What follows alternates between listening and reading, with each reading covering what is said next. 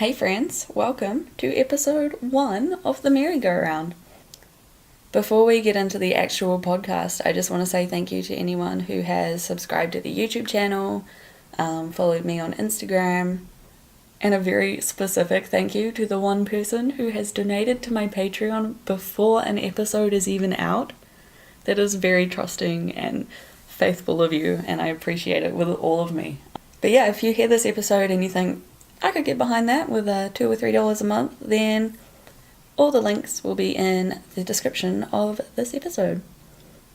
My guest this week is my lovely friend Stevie, who is just a wonderful, wonderful human.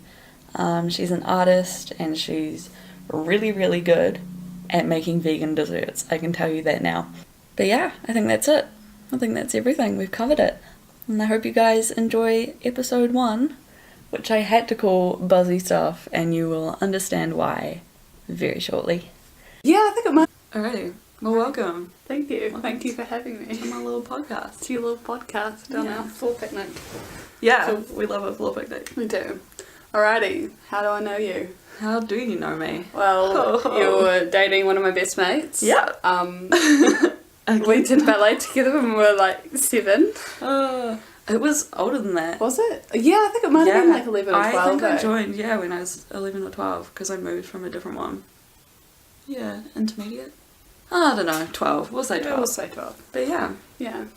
I actually I did not click between anything. Yeah, no. So I remember when you were with Caden like 10 million years ago. Oh yeah.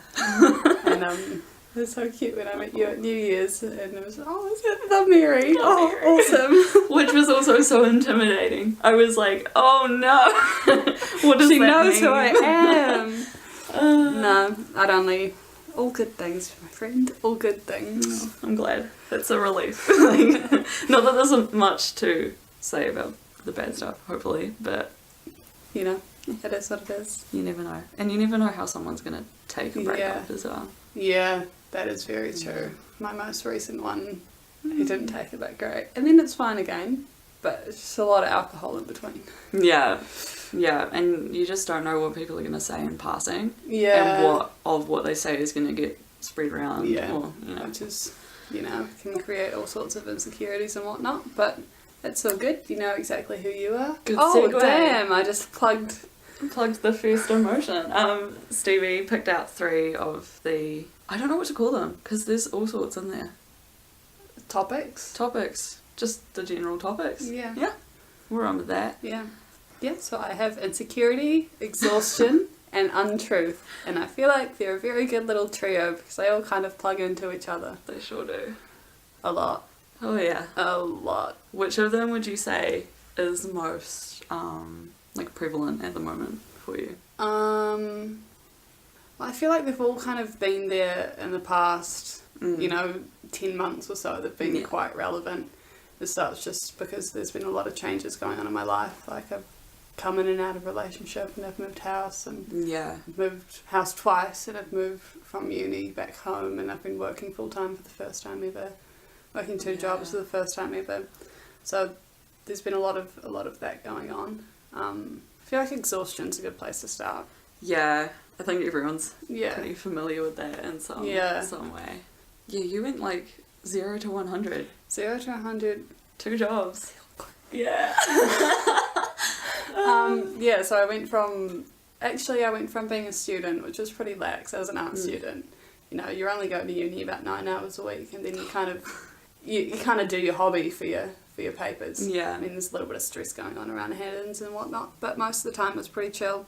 And then I went from that to working in Wellington after I finished uni. I worked for maybe 3 months doing a night job. Yeah. So I was working 6 p.m. till 3 a.m. Fun. And that's kind of when the exhaustion started to set in. I bet. I'm a very morning person. I quite like going to bed at 10 and waking up at 7 kind of thing. That would be my ideal. So I was just kind of grumpy and super tired all the time, and my head was doing all sorts of stuff like, Stevie, what are you up to? This is not what you're meant to be doing, blah, blah, blah. But it was good, You work a lot to kind of get where you need to go, especially when you've got a goal in sight. And moving home, it meant I was able to buy a car straight away, so I was able to kind of get into my life, having been there summer and go on roadies Jump and all into that that, kind like, of stuff. independence. And, Yeah, especially because I'd been independent because I'd been living on my own, but I hadn't been financially independent, and I'd never had a car before either, so it was kind of like I'd never experienced that, especially not at home. So that was real cool. But let's jump into all of them all at once. Yeah. I think for me at the moment, because you're saying about like the whole financial independence, that is tying into the exhaustion, and it's like stressing me out quite a bit. Because I'm like, I don't know, even just starting this podcast, I spent 4 hours editing one episode, and it exhausted me, like to the point where I had to go to bed. I was like, I can't do anything. It's a lot, eh? And it's stressing me out because I want to be able to work and stuff, but if I can't manage a few hours sitting like editing, what can I do? You know?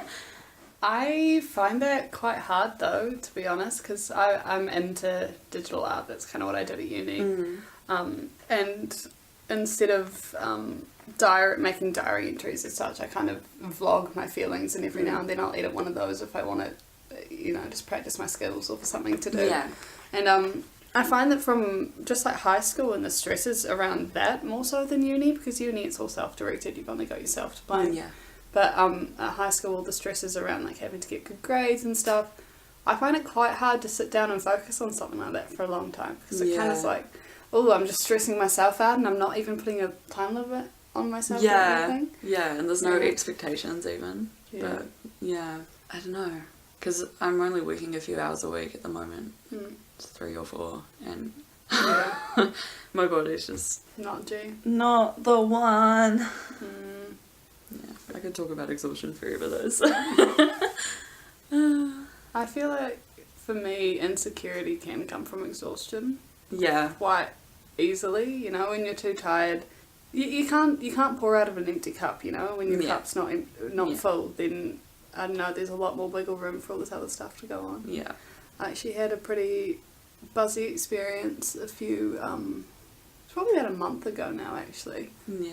I was super tired. I think I was just getting out of a sickness, like a cold kind of thing going on. And I don't know, I dealing with a breakup, and I was just through a not so awesome time when just seeing a lot of, I don't want to talk smack because I'm kind of broken, but no, it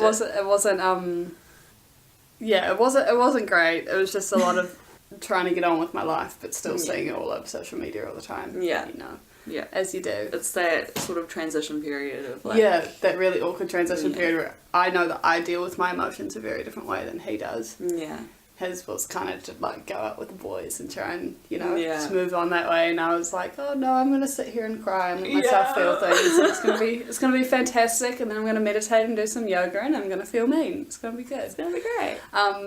But yeah, I was kind of going through that, and I was sick, and I was super tired, and I spent a lot of time just chilling out in my room on my own, and then I don't know, I kind of turned to spirituality for quite a lot of things. Yeah. And this was one of them, and I was just doing a bunch of like card readings and trying to kind of sort my head out and figure out where this kind of sits in my bigger picture and all that kind of stuff. Yeah. And for some reason I was just never alone. Like there was a little homie hanging out with me. Didn't know what it was. It wasn't like a bad energy. It wasn't a good energy. It was just there. It was just there, and I was just so physically drained, emotionally drained, to kind of deal with it and send the love that whatever that was needed for it to be a positive contributor to my life. Yeah. Oh, and that was a lot. That was a whole lot, because I was just like, I can't be on my own. Like, I can't meditate because it's inviting. I can't. Yeah. Like, it was real scary. I don't know. My flatmate helped me out with that. Just kind of. Just sage and all that shit that people do, and it was nice, but I don't know, I find I'm quite susceptible to things like that when I'm really tired and I don't enjoy them all that much. Yeah, it's so much harder to sort of focus on other things. Do you, like, to sort of distance yourself from the less fun stuff. Yeah. And it's also so hard when I'm quite an upbeat person naturally. Like Yeah. I feel like there's so much that my kind of spirit is aching for me to do and create and make socialise and all that kind of stuff. But when you've got, it's almost like it's a filter of exhaustion on your physical body. And you literally can't do anything. No. It's just, oh, it sucks. It's not fun. Oh yeah. Look after yourself. It's Yes. so important. So important. Quit your second job. Would highly recommend. Yeah, that's sort of where I got back in school. Was life became about school.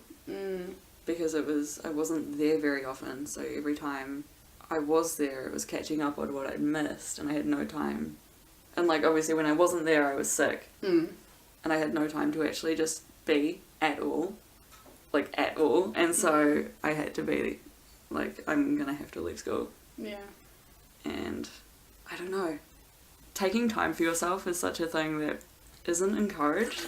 Do you find? And to actually just take a minute and be with yourself is insane. Like how good for you it is. It's pretty scary. I know what you mean. I definitely was a pretty privileged child. I didn't have a whole lot of sickness or anything, but in year 10 I did get glandular fever for like, oh boy, for like a couple months. Yeah. And I had to take the time off school obviously, but when I went back to school it was all about the academics, and I didn't have time to kind of enjoy the schoolness, like being with your friends the and routine, having lunchtime and the routine. It was just all, it was nothing. Yeah. And going from nothing to all of it all at once is a whole overwhelming. lot. So overwhelming. Yeah. So overwhelming. That's interesting. I had that glandular fever was what stemmed what kicked off my chronic fatigue. Oh really? So a combo of that and endo. But I actually got glandular fever, they think, because of endo, because that is somehow connected. Immune system down and all that. Cool! Yeah. Oh, the fatigue you get from that. It's is ridiculous, awful. eh? Yeah, it's insane. Yeah. It's so insane. And I still feel it now. Like, if I'm getting sick, I feel my glands come up a little bit. Yeah. And, just, like, tiredness. And not even being tired, just being sluggish. And not being able to, your body's tired. yeah, like, not being able to move your limbs fast Yeah. enough to do things and all that kind of stuff. Yeah. It's not the tahi It's a specific kind of... feeling. Yeah. We love it. We love it. Exhaustion's interesting. Yeah. It's real interesting. It's a really big topic. It can lead to so many things. It can lead to being a right bitch to people as well. So I know that when I get into a bad state, and my flatmate's going to be testament to this. It's not nice. But we all do it, so it's fine. Yeah. Like, we all do it to each other. But And it's good that you can understand that it's not like something against them. yeah, no, it's not like a personal thing at all. Internal. It's just an external filter that needs to. It's a little bit hard to remove it at the moment. I'll just appreciate it if you didn't get in my space. Thank you. Yeah. Yeah.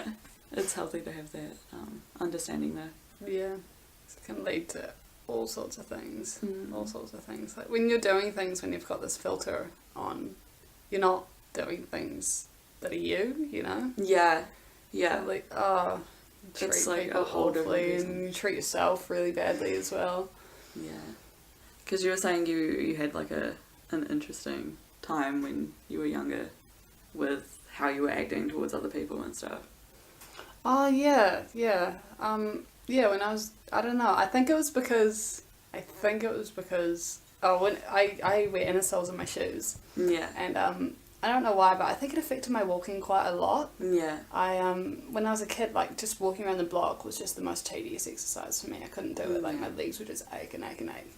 Whenever we got to school and had to do running and stuff, they called it the Stevie run. It was a bit of a thing amongst my friends. But instead of kind of like running with my legs out, I kind of flail my my calves out. And I think it stemmed from like insecurities around that, where I was just like, I don't want to be an outcast. That stuff's not fun. Like, I like having friends. I want to be social. And like a wall kind of went up, and I was just like, I don't want to treat other people like that because I don't want to be treated like that. Yeah. And I kind of just didn't really tolerate people talking smack about people, or you know, like trying to shun people down from contradictions and all that kind of stuff. And I still do it all the time at work. Yeah. I think that can be really How are you with like making judgments about people? Do you have to sort of remind yourself. Yeah, because it's just human nature sometimes, Yeah, just to be definitely. like, oh, you're a bitch, or like, Yeah, you know, whatever. and You then got you have to go, why are they like that? yeah, why are they like that? What's going on in their life? What did, you know, like now it's kind of like, oh, you're not woke, are you? Yeah, yeah. And that's also another thing I find quite hard is when, because, I don't know, consider myself quite a woke little human being. Yeah. Well, I try to be anyway, like I try to practice what I preach. Yeah. But when I find other people saying stuff and they're not kind of doing anything about it, I'm just like, you're not going to see the facial expression I just made because it's a podcast. It was great. It Thanks. channeled it well. It channeled it well. I can imagine. Yeah. I feel like I'm going off on about 50 billion different tangents. That's cool though. This is the best kind of conversation, I reckon. We just flow with it. Put the pieces together so it makes sense. Yeah. It's interesting, I think, what you were saying before about, it's the lack of self-awareness, I think, that gets me. Is when people say things and you're looking at them, like, do you have any idea how, like, contradictory you're being Yeah. to your situation? Yeah. I don't know. My boss, it's alright, I'm leaving my job in 6 weeks. Places Con sucks. Real cool dude. Real cool dude. But, loves a plastic bag, eh? Oh. Loves about 50 billion of them. Oh, Every no. time he goes to the supermarket, which is every day. No. Yeah. And it's a lot, because I'm quite vocal with my views. Since I've started working at the place I work at, we've got paper straws, we've got a cabinet, like a whole shelf in the cabinet dedicated to like vegan sweets. Yes. It's really cool. Like, it's really nice to see those changes being made, but yeah, it's pretty funny, and I'm really quite vocal about it. I was actually going to bring Really up the vocal about plastic it. bags thing. I was going to talk about some news. I couldn't find much that I was like, yeah, this will be interesting. Oh, Like, about later on. the ban coming in. Yeah, because I was reading, it was Reddit, we love it, the like New Zealand thread, and they were talking about receipts, and I was like, but aren't they like paper? But the thermal ones have like a plastic coating, Yeah. which when you think about it, there's like so many receipts. So many Like, receipts. Just little things like that, when you become aware of them, would be so easy to just like make digital, So easy. you know? Well, and a lot of places do. Like, if you go Yeah. into some like higher end kind of like, I think the Lonely store in Wellington does it, and they'll email you your receipt rather than, Yeah. which is so cool, because then you've always got a copy of it as well. Yeah, precisely, because they're like, oh no, you need receipts to give to the IID or whatever as Yeah. proof, and it's like you could just chuck them in a Email. file. That's a thing. Yeah. Yeah, it's pretty interesting stuff. Mm. There's so much going on. And then you've got the whole, like, a pack of 4 receipt cartridges comes in a plastic wrapper as I well. know. And you go through like 10 of them a day. Should we say that's your water bottle? That's my water bottle. Like, If you're gonna hear that, it's my water bottle. that's like It's metal, your just key by the way. accessory. Practicing what I preach. It's a metal bottle, I promise. Yeah, I got this because it was $1 and I'm broke, so. Fair enough. I got this from an op shop actually for like Oh, $3, yeah. and I just bought a new eco tank head for it. Ah, Yeah, so usually like $40, and I just I'm not about that. no. Not about that at all. I did a U the other day. High in store. I was at the op shop and I got myself a whole new like set of clothes for I think $12. And the price tag was still on the pants, and they were like $190. I was like, oh yeah, gotta love when that happens. that's so great. Yeah, it's just like it's so useless. I know. Like, why did you buy them? Why were they made? Well, thank you, but Yeah. pretty buzzy stuff. I feel like that's what you're gonna have to cut out of this. Is me saying pretty buzzy stuff every 30 seconds. Forget the word like. Yeah. That's probably in there too. I haven't really. We probably haven't even noticed. But yeah, I've caught myself a few times, but no, I haven't. I probably have. I think even if we're slightly conscious of it, we'll be cutting it out a little. So Yeah, and that's what it's all about. Being slightly conscious. slightly of things. conscious, just making little changes, Little you know? tiny itty bitty changes that turn into your whole life, and it's fantastic. How do you find yourself, going back to exhaustion, with things like that? Do you catch yourself slipping of like good practices when you're tired? Yes. Or, yeah. All the time. That's what I've been struggling with this week. All the time, like going out to the market stores kind of thing, and it's like, oh, I'll just go to the supermarket. Yeah. Who cares? Yeah. Because I care. Me cares. Me. Tired me doesn't. But yeah, stuff like that. Or, I don't know, quite often when we're tired we resort to noodle canteen, which is just all plastic. It's quite bad. Things like that, I suppose. And it's tricky because, I don't know, I find it is so much like a wave of like being really, I don't want to say good because that means, you know, that kind of implies that it's not okay to but slip sometimes. A wave of aligning yourself with what you want to be doing. Yeah. Yeah. I nearly poured that all over myself. It's great, everything's fine. Alright, insecurity. Yeah. Which just kind of comes from exhaustion, doesn't it? Yeah. And because there's so many different types of exhaustion as well. Yeah. It's like, it comes from that. Yeah. Because when your head's not in the right space because of that kind of thing, it's where they kind of bloom. It's when you start to worry. Yeah. What are you most insecure about, if that's not too deeper? Like I don't actually know. I'm not super insecure about like my physical. I think I've just kind of come to terms with that. Like I'm quite an androgynous person. Yeah. But I quite enjoy that also. Yeah. But actually I shaved my legs for the first time in like 6 weeks the other day. Same! Nice. I was in the shower and I was like, man, this would be fun to shave. Yeah, it just got to a point where I was like, because I waxed like one patch and I was like, get rid of you. I don't know, I think my insecurities kind of stem from, what am I even most insecure about? It's just Buzzy things. Like I'm not particularly insecure about one thing in general, it's just when my head's in it certain places, it's kind you of just sort of question everything. Yeah, like if I, like messed up a recipe at work or, like I think I get insecure about confrontation. Yeah. You've mentioned that a few times actually. Like, I don't know why I don't like confrontation. Old mate. Oh mate. Yeah, I don't know, just things that might get me like in trouble. And, that's a huge one for me. kind of messes with my head a little bit, or like talking to, I don't know, like I never really enjoyed having meetings with teachers. Like I was always a good kid at school. I was always a good kid. Same. We're really similar. Yeah. It's so interesting. Yeah, I never really caused any trouble as such. Yeah. And, I'm really bad for a long time, this is what I've been working on for like the past year, is just even like still trying, because I'm really bad for, it's the same thing, like getting things wrong.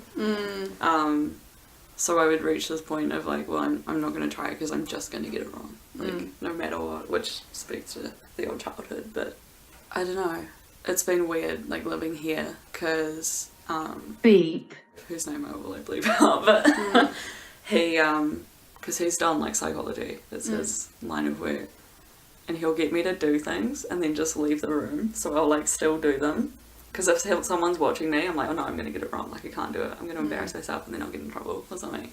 But he'll just like gently sort of push me and then be like, I'll leave you to do it now, and I'm like, I don't know what to do with this. But it's good.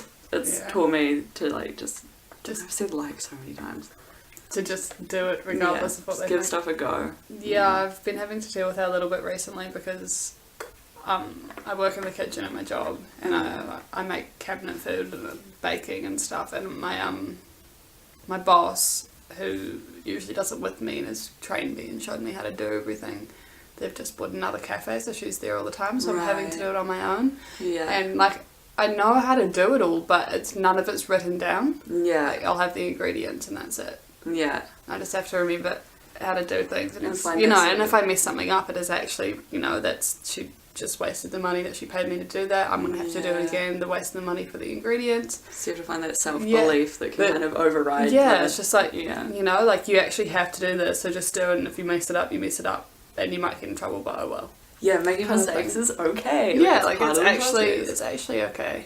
Actually, like, what are they gonna do? No, it's interesting. Kind of taking responsibility for yourself, I suppose. That also stems for me as well into like into being more confident with my opinions on things as well. Like you're saying with you, with plastic bags and stuff like that, I don't feel that confident being like, I like this thing, I enjoy this thing, and then confidently doing that, because I feel like I'm doing something wrong, or like someone's gonna contend that it's confrontation again. Yeah. And I feel as though I'm not going to be able to properly defend the thing or myself, so I shouldn't bother. Oh, it's such a cycle. Such a cycle. But that's what was really nice about when we were at yours, when Caden was back, because everyone was so like-minded but so sure of themselves as well. I was just, wow. That's so nice. People. Cool. Yeah, I find that especially with my, environmental views, etc. I'm so sure in them for myself, but I find it quite hard to express it because I'm not so sure on the facts and the numbers. Yeah. Kind of, I think that's another decent insecurity, is not being able to express yourself properly, to the best of your ability. It's quite hard. And also the worry of if you get something wrong. I think in this day and age as well, like with social media and how someone can say one thing and it ends their life. Do you know what I mean? Yeah. I think I do hold myself to that quite a bit. Not on like a worldwide scale, obviously, but just with like the people around me. I don't know. But this all stems from childhood, so yeah, I know. Working on that. I definitely know that, I have, my judgment towards other people comes from that kind of stuff. Yeah. If you ever say bad bacon to me, I might bye, out of my life, see you later. Which is kind of a bad way to look at it, because they're the ones who probably need the most help. Yeah. Not that I think I'm this all godly person that could help someone. No. I don't know, I feel like I quite have a mothering kind of soul. Like I want to look after people. Yeah, and I always find I want to help people like figure themselves out. Yeah. And there's that fine line between, I was going to bring this up before, I can't remember what you were talking about, but I think it was when we were talking about judging people, and you sort of go like, where does this stem from? Like, why are they acting like this? Yeah. And there's that fine line between understanding and then excusing the behaviour. Yeah, that's something that Oh yeah, for sure. That was the crux of me sort of leaving the worst, like I don't really want to get too deep in like the first episode, but like the abuse was when I was like, actually, you are responsible for your actions at some point. Oh, totally. Everybody is so responsible for their own actions. Yeah. So responsible. And it's, here we go. Yes. Yeah, because I mean, everyone's got stuff that's happened in their past that kind of dictates the way they act now and the way they react to things and their control dramas and the kind of person they are. But it doesn't mean that just because you've had this awful thing happen to you that you're no longer responsible for how you pass that on to somebody else. Yeah. So, like, I've had a pretty good example of that in a not so great relationship a few years ago, which I've done a lot of growing since. Yeah. And that was basically everything that... No, I wouldn't say this person has made every, kind of trigger I have in my life, but it kind of comes from a lot of it comes from that. But that person also had a very traumatic childhood and past. Yeah. Clearly, because it was brought up all the time, and he blamed everything on it. Which, it's an interesting thing. Because, yes, this awful thing happened to you. And I'm sorry that happened to you. It sucks. And it's okay to struggle with it for a while. But once you become aware of what the problem is, once you have that self-awareness, it's up to you to want to work through it, Yeah. And I'm not saying that, everything you do, every little thing you do, say, buy from the supermarket, the toothpaste you put in your toothbrush, everything has an impact. Yeah. Everything has an impact, and there's such a big thing about treading gently on the earth. And it's not just in terms of how you consume, but it's also in terms of the energies you're putting out, the vibrations you're putting out, the traumas you're putting out towards other people. And I'm sorry, this could be, there's so much to it. There is. There's so much to it. Yeah. because each human being is responsible for their own human being, and that's why mental health issues are so important, because if you feel like you don't want to be responsible for your own little human being, then it's so hard to take control of it and not put it out there further.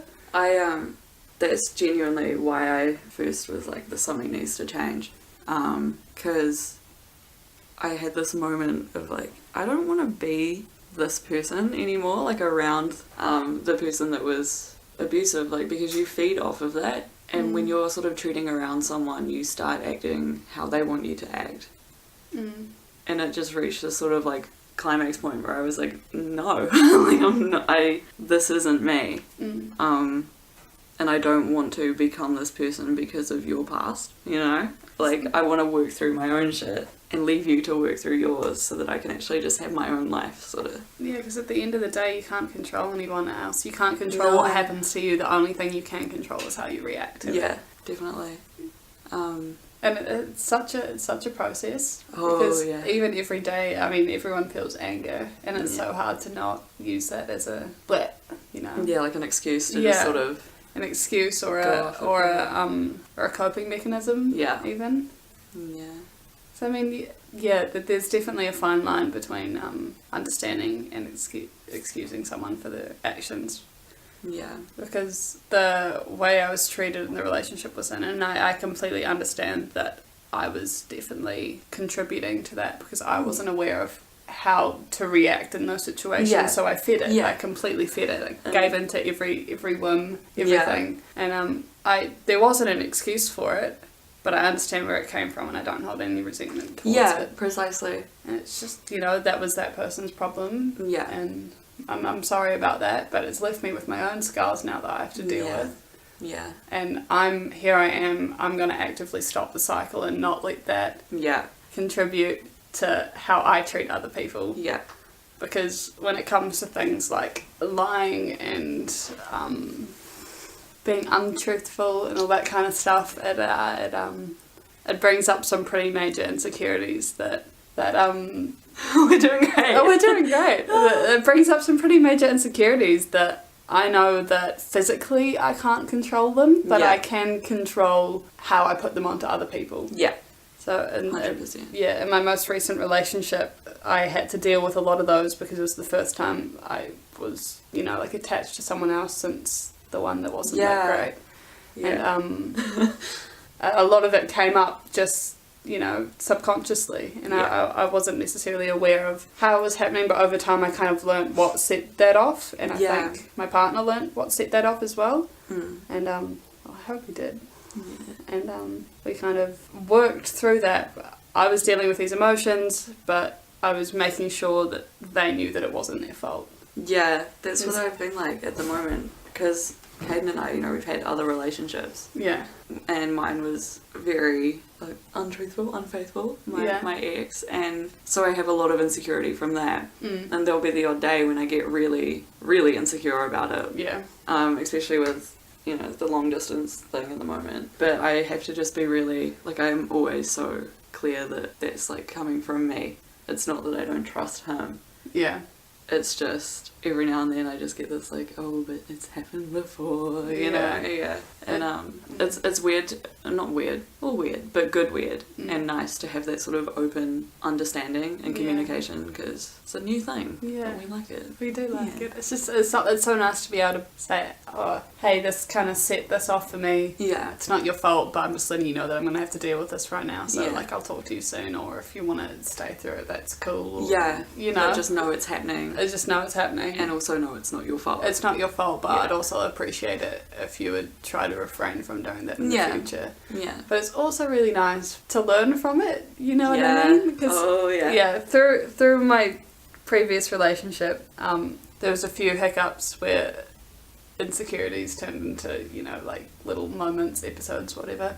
And since then, since our breakup, watching how he dealt with it also turned into a little bit of that as well, because it was pretty similar to, I mean, not similar in the same sense of, you know, they're both just going out drinking and doing what boys do kind of thing. And it turned into a similar thing, but I was just like, I actually don't have that support anymore, I have to deal with this on my own. And it was fine, because once I'd kind of identified where that came from. It wasn't, oh, this is me. This is like, oh, this is an emotion that my physical body is dealing with right now, and I'm just going to have to sit through it. Yeah. And it'll pass, and it does. Yeah. And we're feeling good. Yeah.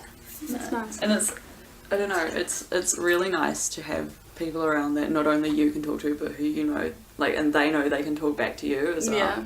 And you kind of understand each other's things. Yeah. Just how we all work, because we're so different and complex beings. Yeah. I find something that helps me a lot. I don't know where you stand with spirituality and stuff, but I find that separating my spirit and who I am from my physical body quite often helps me mentally get through things. Right. Like if I'm saying, like, my physical body might be like shaking and crying, but in my head I'm just like, no, I'm fine. This is just a physical thing that's happening to me. This isn't real. Like, it's just it's a 3D experience. Right. You know? Okay. I've never really thought of it like that, because I always go straight for that sort of, like, what is this? Sort of, where is this coming from? And, like, for me, one way that I've had to really figure things out is sort of a lot of the emotions that I have been feeling are things I didn't get to express in the past, or, like, know how to express. So I have to sort of go, is this something that, like, adult me is feeling? Not to, like, separate myself into two personalities, but just sort of being aware that sometimes it's like something I can logically know, but everything I've been taught inside me is going like, oh, but this is how it really is, sort of, this is my reality, whereas, like, you know, I know that everything's okay, and everything's gonna be okay, like, that logical side of things is there, but in that moment, it's like, God damn it.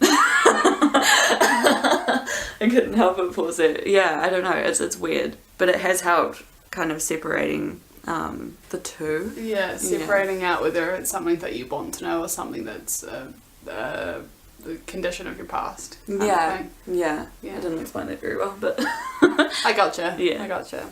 I actually started, like, the beginning of that was writing letters to that part of myself and being like, look, you're feeling this right now, here's the logical side, and just sort of giving yourself that support that you needed, or that you do need, and learning to give it, like, from yourself, not from someone external. I'm using my hands a lot and no one can see it except for you.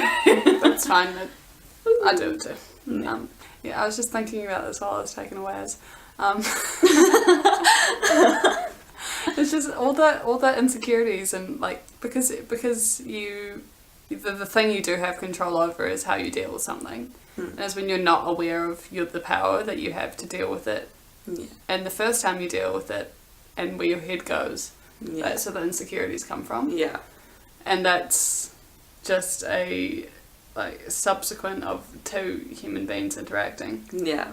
You know, I keep saying human beings, it's just such a habit, but I love it. I love it.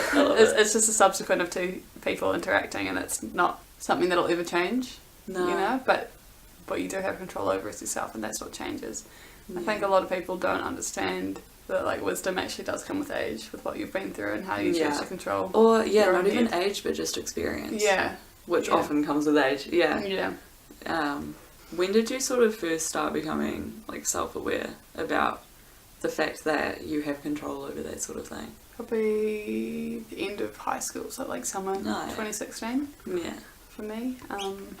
Maybe a little bit before that. I don't know. I came from pretty shortly after that not so great relationship ended, actually. I came from being this, like, little mouse that didn't really have any friends, and, you know, kind of stayed at home and didn't really want to do anything, and was just, like, wallowed in her own self-pity, and was quite happy thinking sad was cool and all that kind of stuff. Man.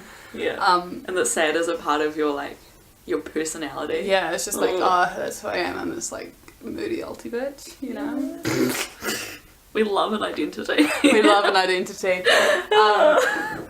And it kind of went from that, and I just met the most amazing people. Like, I was at high school, and I think I was just at this point where I needed it. Like, universe provided, soul was searching, like, please help.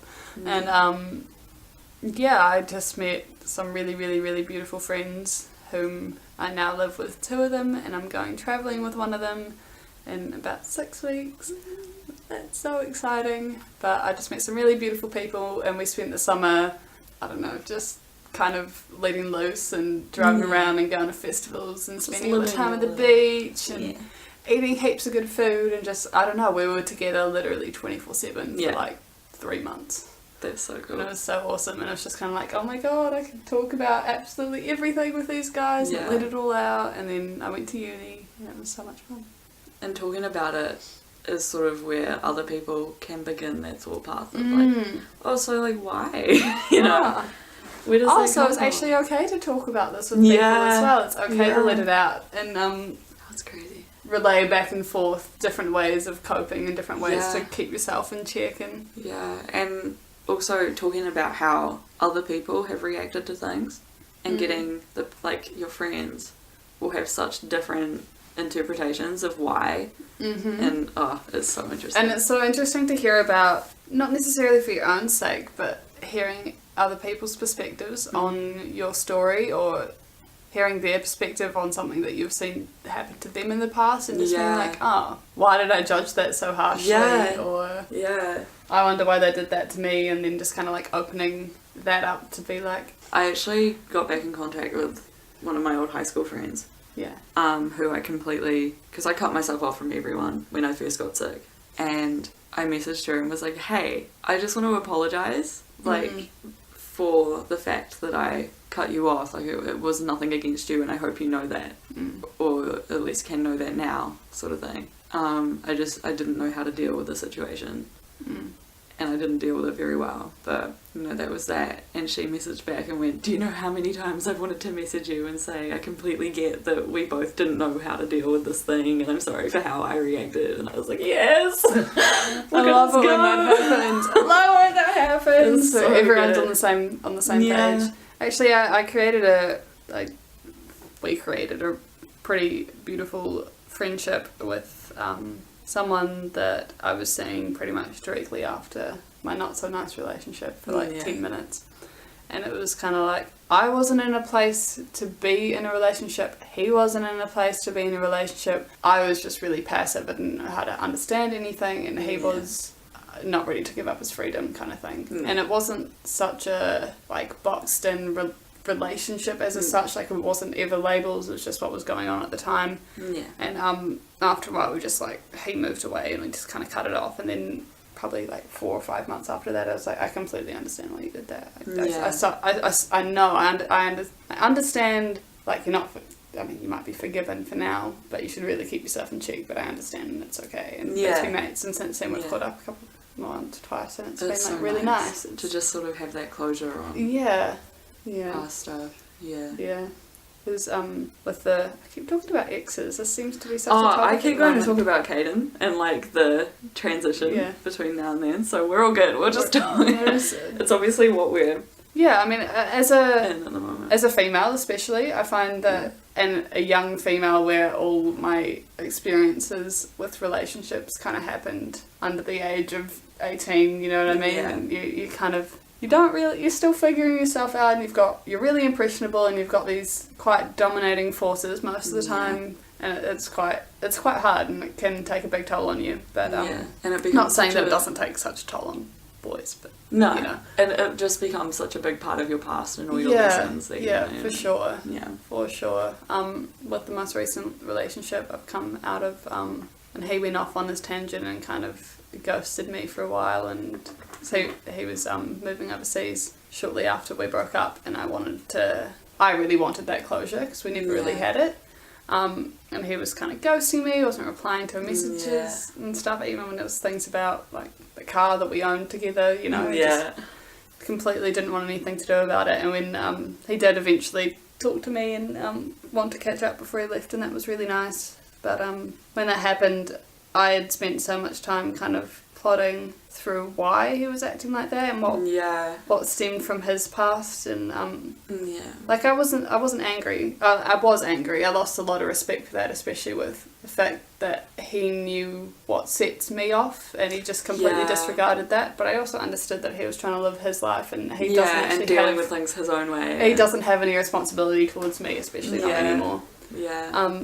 But it was really nice to be able to have a chat to him and just be like, hey, I know what's going on, it's all good, we're all good. You know, just two people. Have a bloody awesome life across the ditch, you know?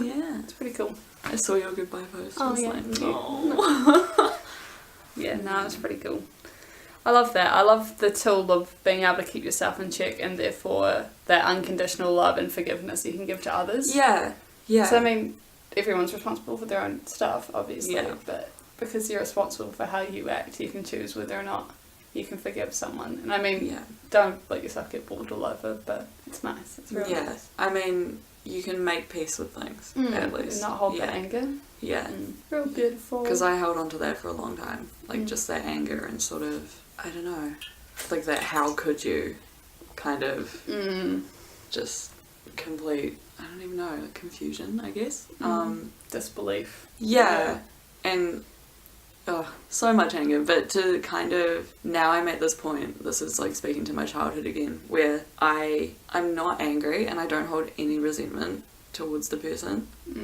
I hold resentment towards what they did, but it's two different things. And like, yes, this person treated me really, really wrong, but if he can have a good relationship and a healthy relationship with someone, I don't want to come in and be like, actually, let me ruin this for you, because he needs that.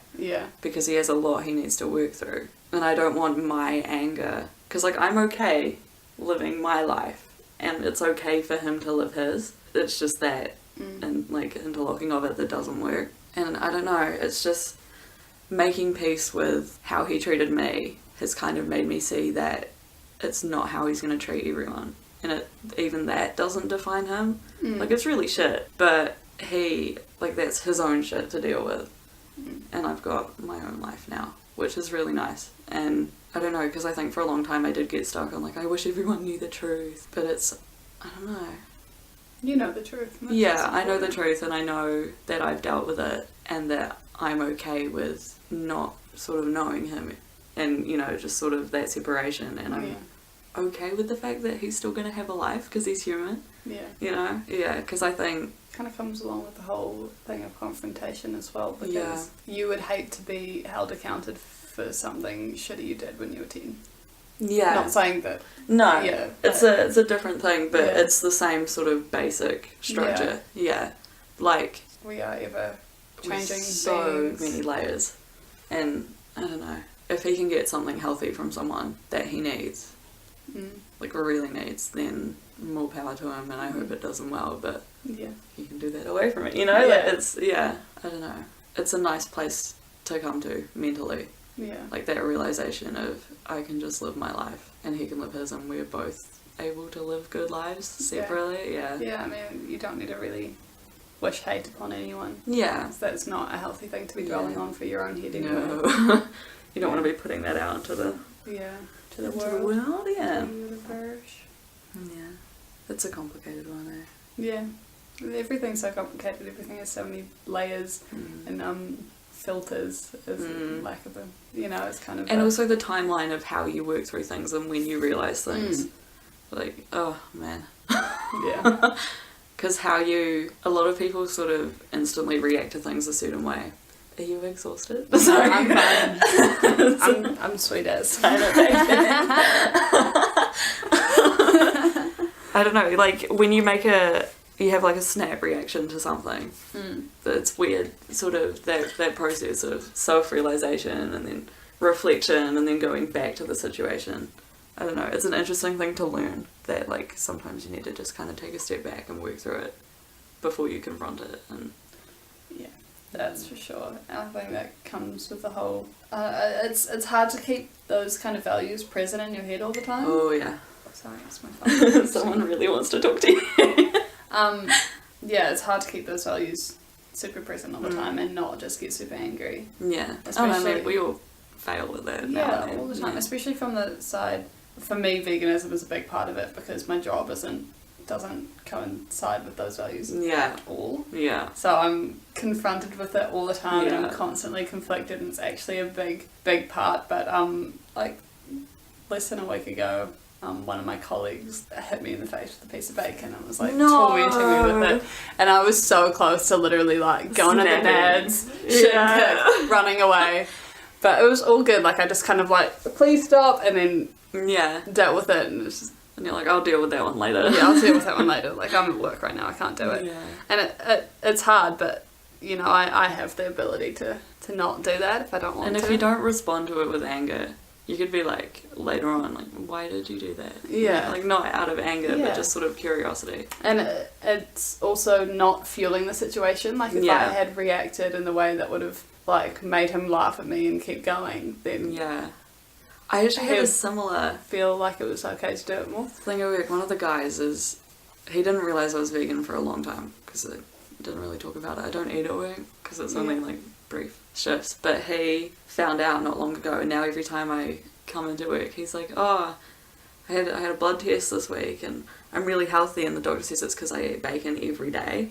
And I'm like, cool, you know? Like, internally, I'm like, yeah, sure, is that so? Like, haha, that's funny. But then the other day, he said that because his wife is vegetarian. Yeah. And when he cooks for her, he puts meat in it and doesn't tell her and hides it in there. And internally I was like, like, because if someone did that to me, I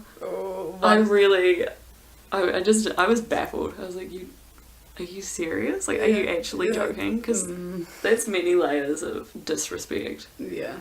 And there was this one time I was working a wedding. This was a couple of years ago now. I was working a wedding, and I was sitting down to eat with some of my... it was my friend's sister's wedding, and I was, like, helping out, like, with, like, serving food and dishes and stuff. And a couple of his brother's friends were doing the same thing. Yeah. So, like, me and him and his brother and his mates all sat down to eat together.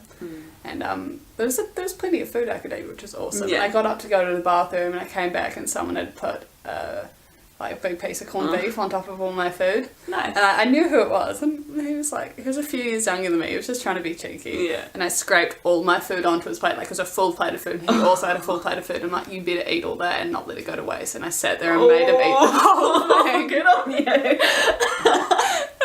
I was like, that was probably the best way to deal with that situation, because he felt bad. Like, yeah. I had the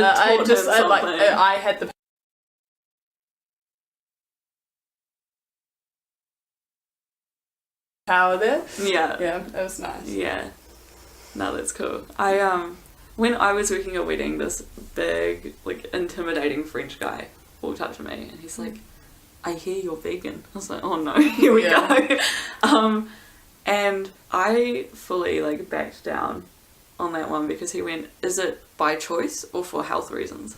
And I was like, I can't have a big discussion about this at a wedding. Like, come on. And I just went, health reasons. And he's like, that's okay. And internally I was like, I really want to start this and be like, oh.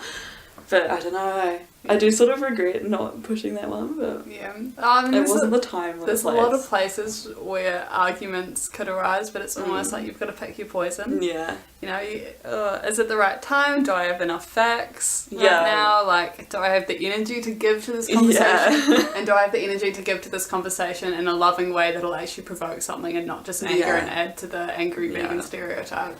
Because that's a mission. Oh, yeah. It's like, if you approach that with anger all the time, then you're not going to change anyone's minds. No, they're just going to get their defences off, and it'll just be a little war zone. It's a good time. It's such a thing, eh? Like, it's such an apparent thing that's in your face all the time, and it's so hard to kind of come to terms with.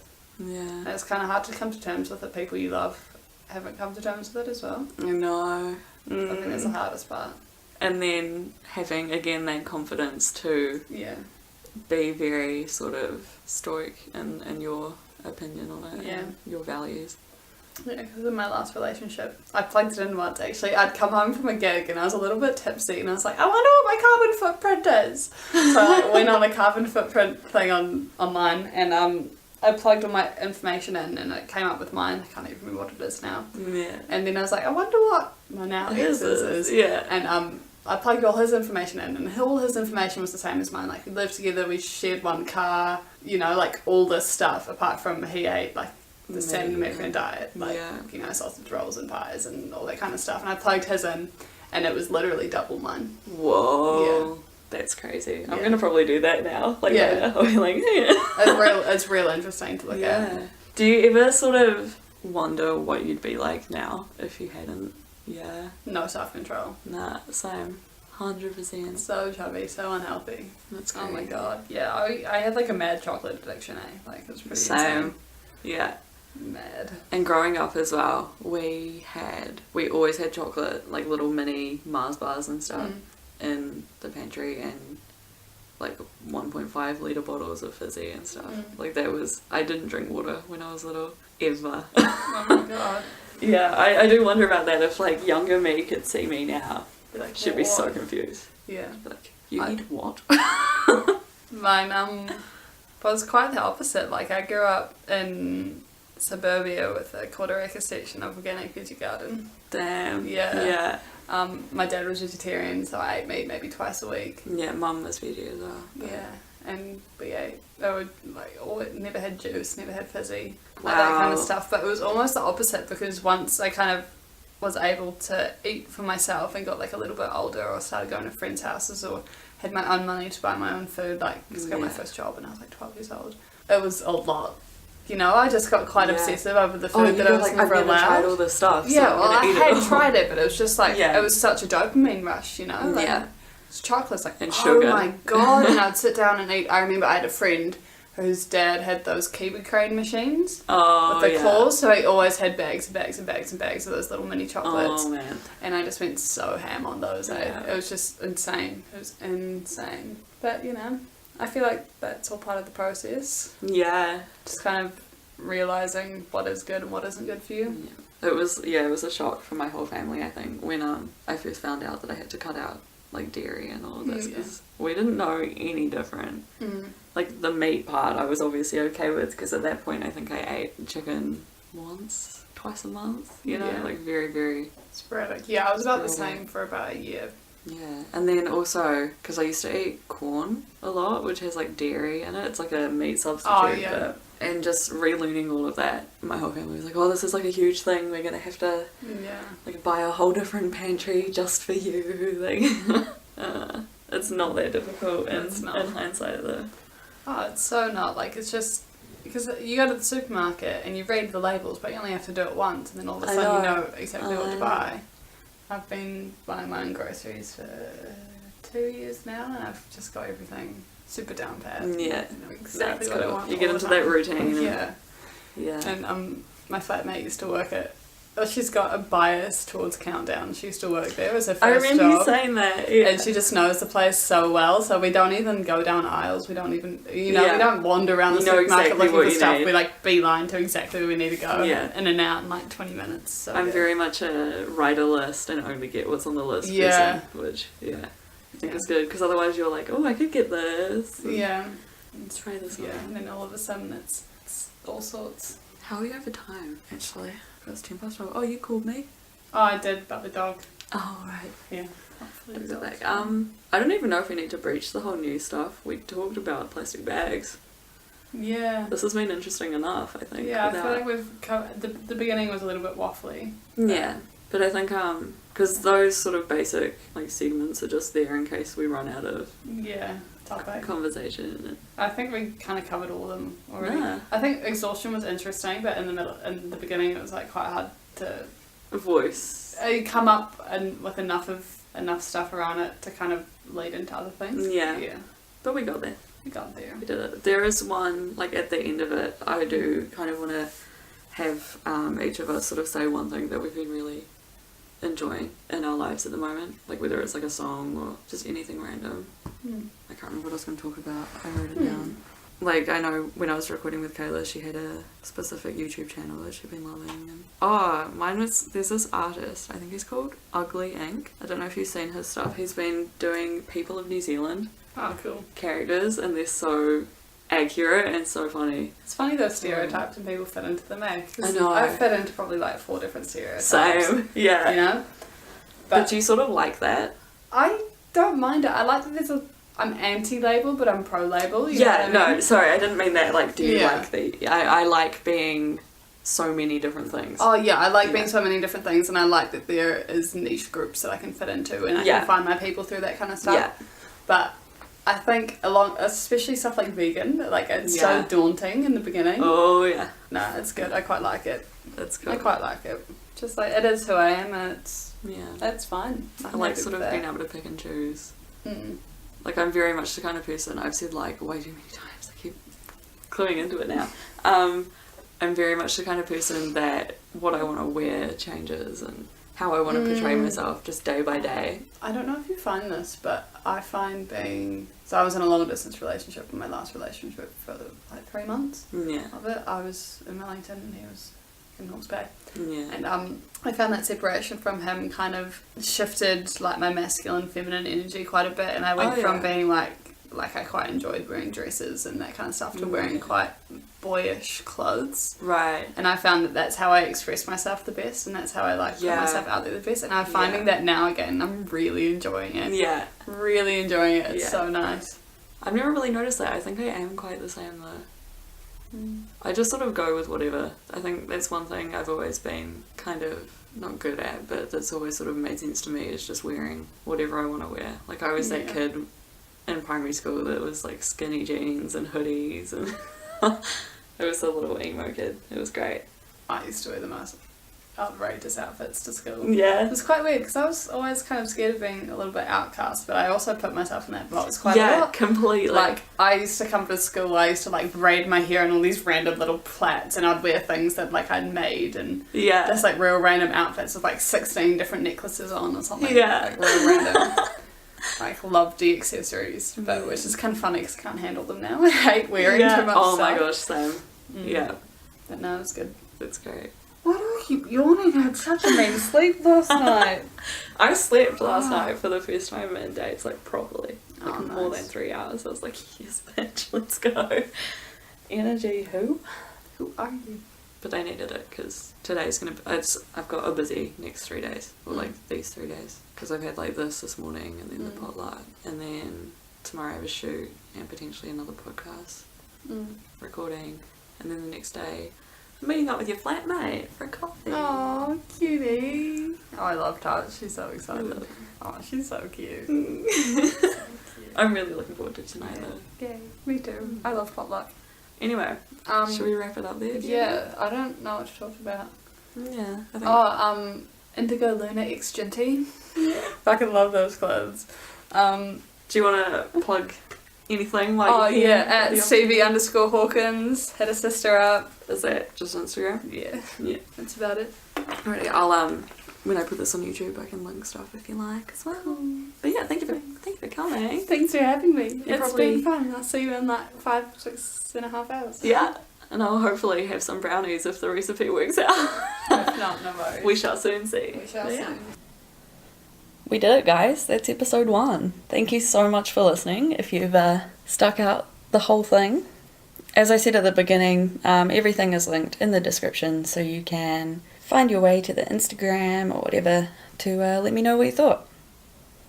Episode 2 will be out same time next week, and anyone who is a patron or becomes a patron between now and then will also get episode 3 a week before the general public. So that's how that's going to work, and that's when that sort of side of things is going to start up, where, you know, if you support me with money, you get something a little extra in return. I think that's everything. I think we did it. I think we made it through. I'm very proud. I'm very happy. I'll keep you guys updated on who's up next and what the next episode is going to be called and all that good stuff. And yeah, I look forward to hearing from you about what you thought. And hopefully having you back next week. Alrighty. Goodbye.